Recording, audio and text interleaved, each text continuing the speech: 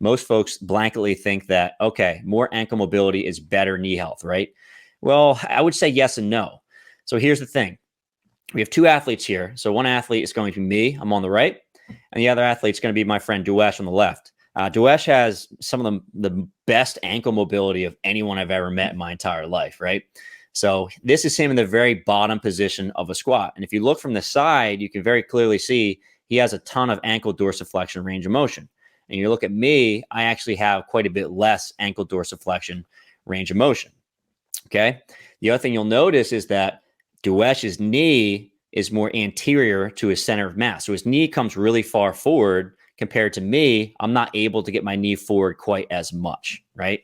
And this becomes a physics equation. So if you look at the center of mass from the barbell down to Duesh's feet, his knees are quite a bit forward of that center of mass, which creates a bigger moment arm for the knee to produce force, which is going to put more stress on the knee.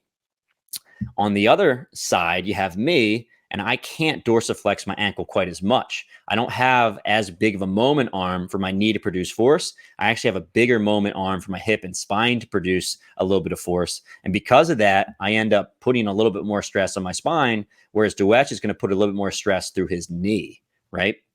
So if you have more ankle dorsiflexion range of motion, that's actually going to allow you to put more stress through the joint and use the quad a little bit more so.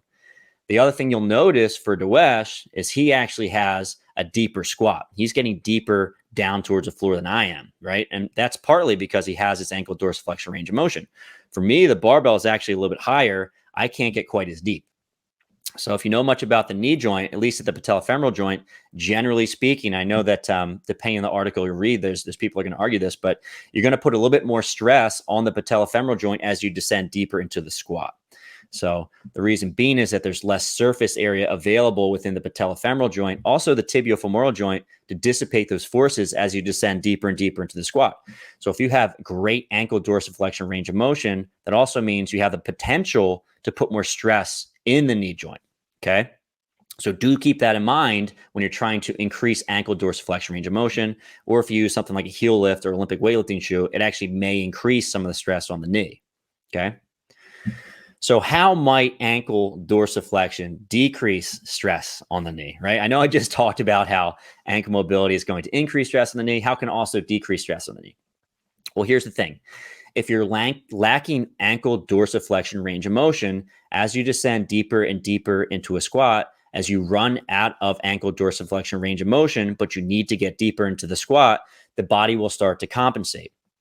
It does this through the subtalar joint. And what you'll notice in a lot of athletes is that their arch will flatten out and their feet will spin out. And if you're doing a single-legged squat and you hit the end range of motion, generally you'll see a little less toe out, but you'll see some knee in, right? And we all, have heard that knee in is bad for the knee. And I'm not sure if it's necessarily bad, but what is occurring when you have knee in or toe out is that you're putting more stress to the lateral side of the patellofemoral joint.